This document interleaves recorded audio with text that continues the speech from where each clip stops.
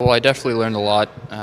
We had a lot of talent on that team, and my first, tournament in the World Juniors. Great experience being held in Canada, and I learned how the margin for error is really small, and every game's an important game, and there's not really any room for error. The little details are so important, and I think from last year's group we've learned that, especially in that Finland game.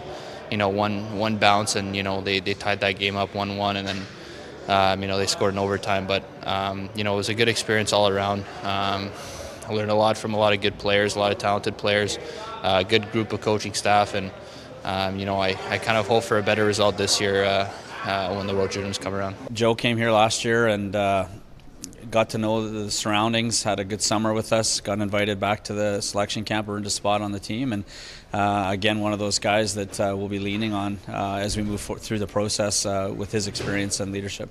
I've done it in the past for Hockey Canada, and I think it's not really any surprise. This time around, I know most of these players, and they're easy to get along with. They're easy to talk to. They're all great young players who want to learn and want to listen, and want to help this team win. So, we're all leaders on this team, and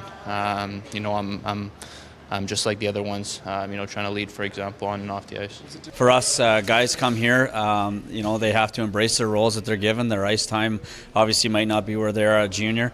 We use the example of Tyler Steenbergen, played 3.5 minutes coming into the final game, the gold medal game in Buffalo. He scores the golden goal for us. So you guys see it as adversity. We see it as being accepting of their roles and embracing their roles and their opportunity when they do get on the ice. So take it out for what you will, but we saw it as a positive experience to come back here with having that opportunity to be in the event and bring that to today. So we see it as an opportunity. Yeah, for sure. It's never easy for any player. I want to help the team win as much as possible, and I just try to embrace my role as well. Obviously.